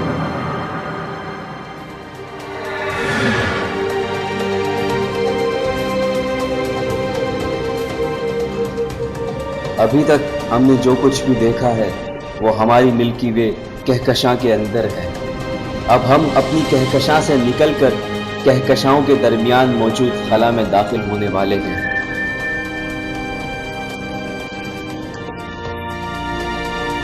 اب ممکن ہے کہ ہم سب سے بڑے راز سے پردہ اٹھا سکیں اور تخلیق کے عمل کو دیکھ سکیں۔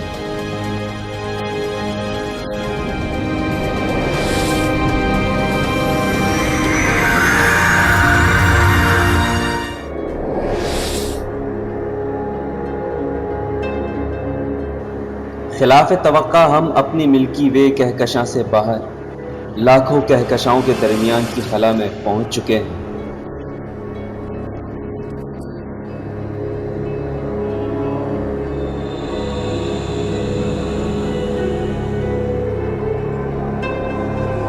یہاں پر کوئی افق نظر نہیں آتا۔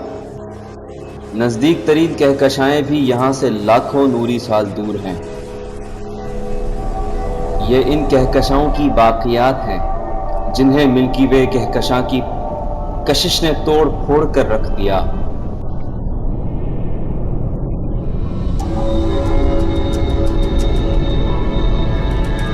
کائنات میں شاید اس سے بہتر خلا ممکن نہ ہو، لیکن یہاں پر بھی اسپیس بالکل خالی نہیں ہے۔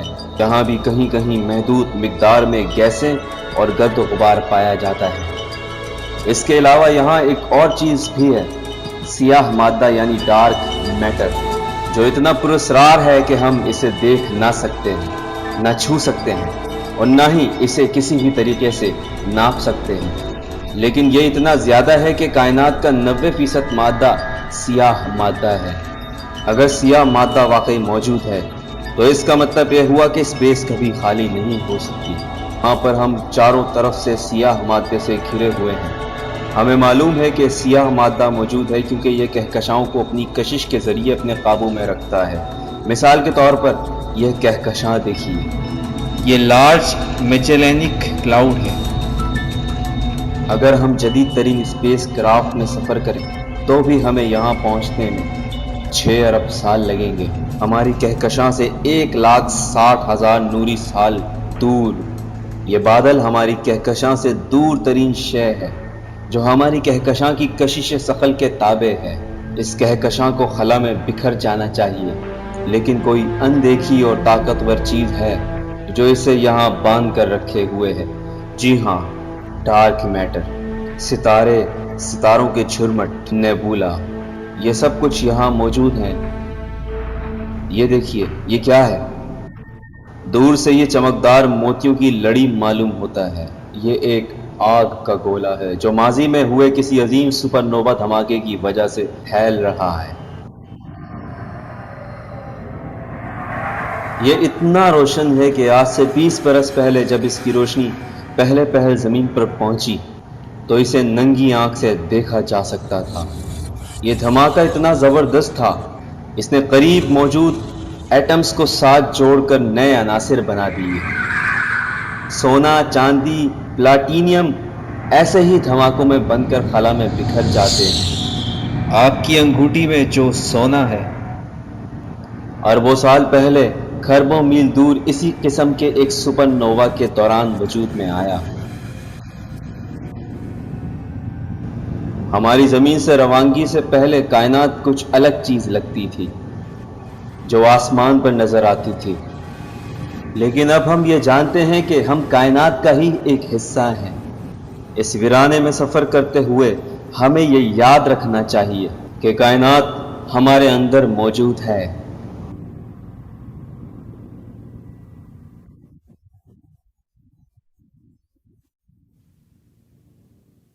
مزید آگے چلتے ہیں، بہت تیز رفتاری سے۔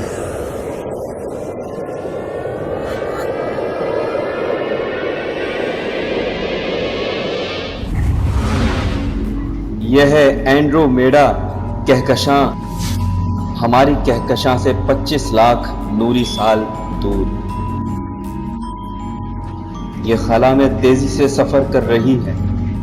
یہاں ہر شے ایسی محسوس ہوتی ہے جیسے کسی دھماکے سے پھٹی ہو۔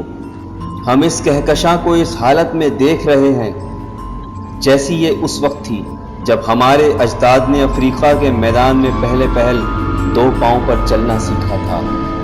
خلا میں ہم جتنا دور جائیں اتنا ہی ماضی میں بھی جاتے ہیں۔ ٹھہریے، یہاں کچھ گڑبڑ ضرور ہے۔ یہ پوری کی پوری کہکشاں دھماکے سے پھٹ رہی ہے۔ صرف ایک چیز ہے جو اتنا بڑا دھماکہ کرنے کے قابل ہے، اور وہ ہے ایک اور کہکشاں۔ یہ تو دنیا کا اختتام معلوم ہوتا ہے، لیکن یہ کہکشاں مرے گی نہیں بلکہ ایک نیا جنم لے گی۔ اس کی نئی شکل ہوگی اور اس میں نئے ستارے جنم لیں گے۔ جب اس کی گیس اور گرد و غبار ایک دوسرے سے ٹکرائیں گے تو رگڑ اور شاک ویو سے نئے ستارے پیدا ہوں گے۔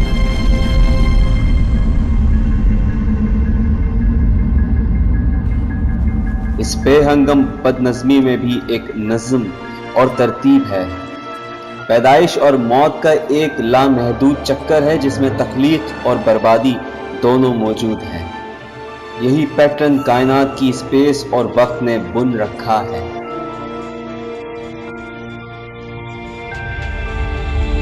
کائنات میں اربوں کہکشائیں ہیں اور ہر ایک میں اربوں ستارے ہیں۔ کائنات میں اتنے ستارے ہیں کہ ان کی تعداد ساری دنیا میں موجود ریت کے ذروں کی تعداد سے بھی کہیں زیادہ ہے۔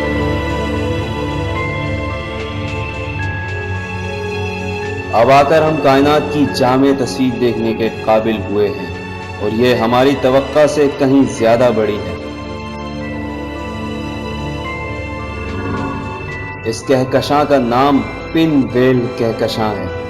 یہ زمین سے اتنی دور ہے کہ اگر ہم اس وقت یہاں سے زمین پر کوئی پیغام بھیجیں تو یہ 27 ملین سال بعد وہاں پہنچ پائے گا۔ کون جانے اس وقت تک انسان موجود بھی ہو یا نہیں۔ ہو سکتا ہے کہ زمین بھی اس وقت تک موجود نہ رہے۔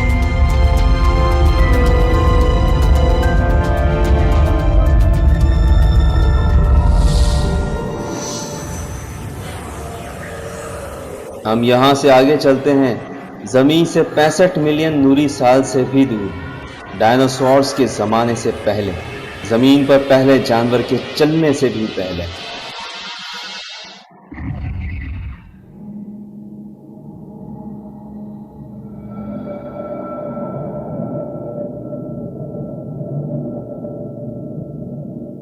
زمین سے 2 ارب نوری سال دور اب ہم کائنات کے کنارے کی طرف جا رہے ہیں، وقت کے آغاز کی طرف۔ یہ کہکشاں نہیں ہے بلکہ یہ 100 کہکشاؤں سے زیادہ روشن شے ہے، اربوں میل دور جاتی ہوئی روشنی کی تیز شعاعیں۔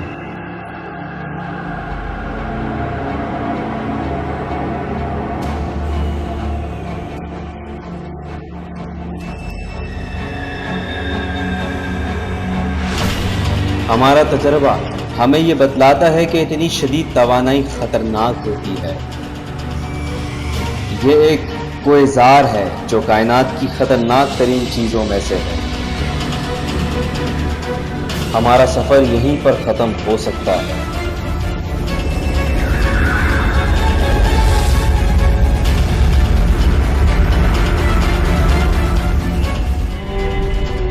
کوئزار انتہائی گرم گیس پر مشتمل ہوتا ہے جس کے مرکز میں ایک سپر میسو بلیک ہول ہوتا ہے جس کی کمیت سورج سے 1 ارب گنا زیادہ ہے۔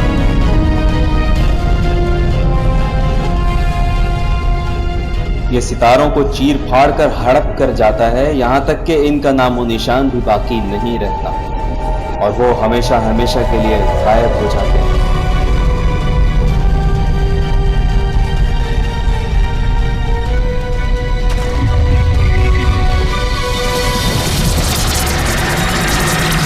بڑے سے بڑے ستارے بھی کھا جاتا ہے اور کچھ بھی نہیں چھوڑتا۔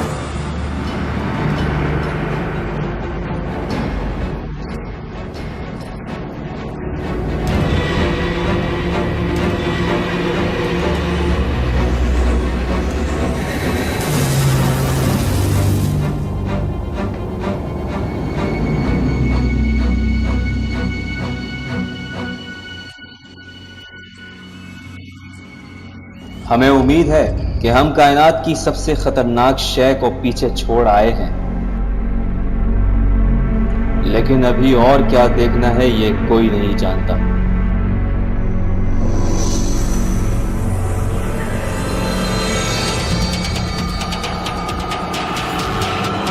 ہمیں مزید تیزی سے مزید آگے جانا ہوگا۔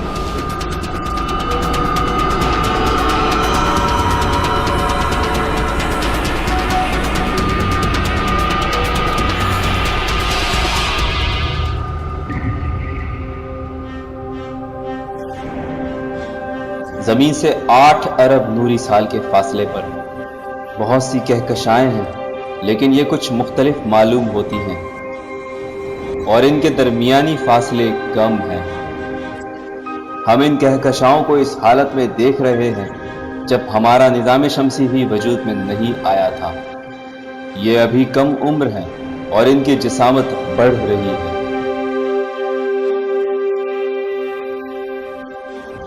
اب ہم کائنات کے آغاز کے قریب ہیں۔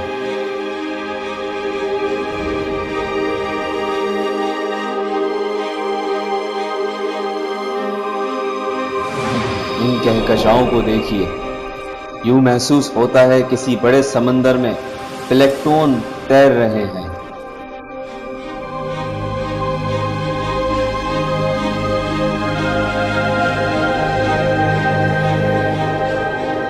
गैस और गर्द गुबार के बादल हैं जो एक दूसरे के गिर्द घूम रहे हैं, एक दूसरे में जम हो रहे हैं और कहकशाओं की बुनियाद बन रहे हैं।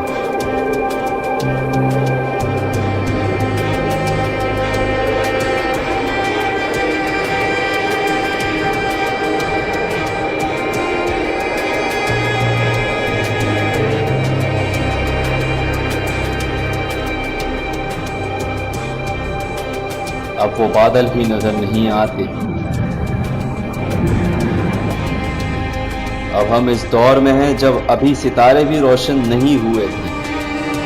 ये कायनात का तारीख दौर था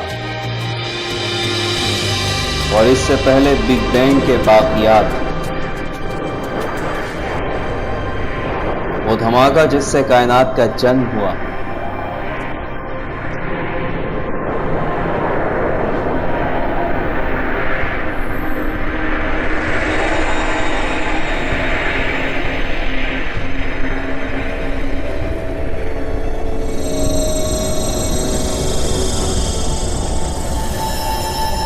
चलिए साहब, हम अपनी मंजिल पर पहुंच गए हैं। यह है कायनात का किनारा। 80 अरब खरब मील दूर, 13.5 अरब साल पहले यह बिग बैंग का लम्हा है। कायनात की तारीख में सबसे पुरजोश और तख्लीकी लम्हा। कायनात में जो कुछ भी हुआ वो इस एक लम्हे की बदौलत है।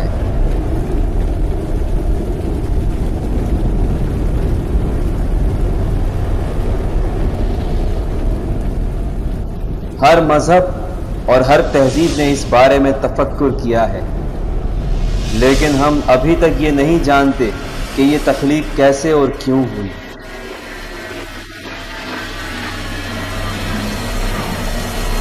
यहाँ हमारा सफर इख्तिताम को पहुंचता है। यहाँ से कायनात का आगाज होता है।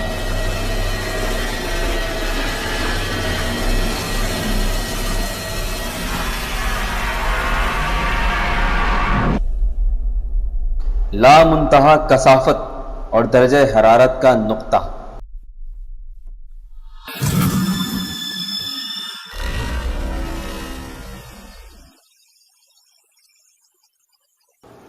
जिससे स्पेस, वक्त, मादा और हमारी तमाम कायनात की तख्लीक हुई।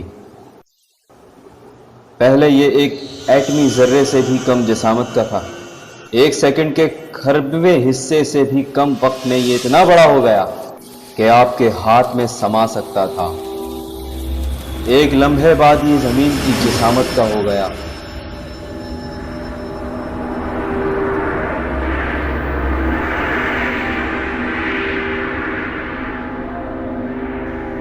बिग बैंग की रोशनी अभी तक कायनात में फैल रही है, जिसे आप रेडियो के शोर में सुन सकते हैं, टेलीविजन की स्क्रीन पर स्टैटिक की सूरत में देख भी सकते हैं।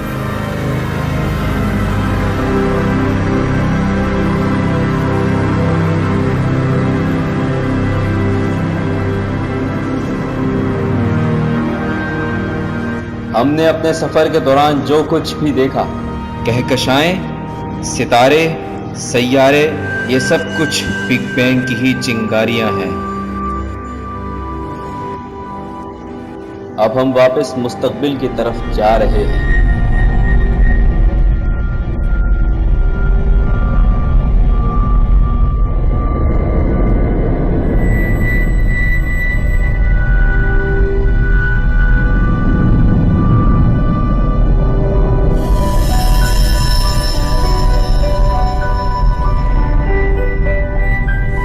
यहां तक कि हम बिग बैंग के बाकियात में से एक ठंडी होती चिंगारी तक पहुंच जाएंगे।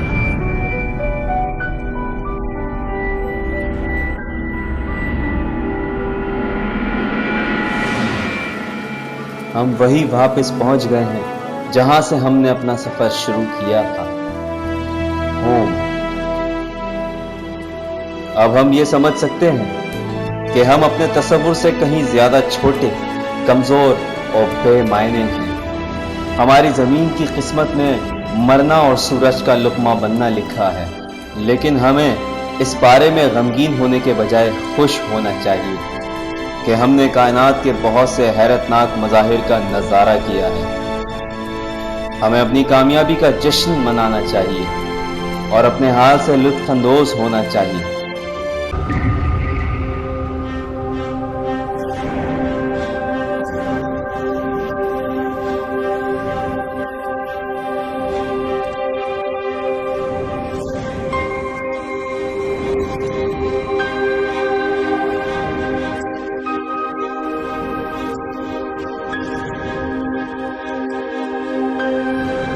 اس ڈاکیومنٹری کا اردو ورژن آپ کی خدمت میں سائنس کی دنیا کی جانب سے پیش کیا گیا۔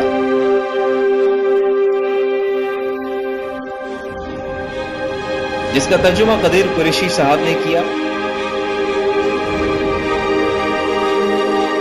آواز کی خدمات میں نے یعنی حماد خالد نے پیش کی، جبکہ ایڈیٹنگ کا تمام کام اختر علی شاہ صاحب نے سر انجام دیا۔ ہماری حوصلہ افزائی کے لیے اس ویڈیو کو لائک کریں، کمنٹس میں اپنی رائے سے آگاہ کریں اور اسے اپنے دوستوں احباب کے ساتھ شیئر کریں۔ مزید ویڈیوز دیکھنے کے لیے ہمارا یوٹیوب چینل وزٹ کریں اور نئی آنے والی ویڈیوز سے باخبر رہنے کے لیے ہمارا چینل سبسکرائب کریں۔ شکریہ۔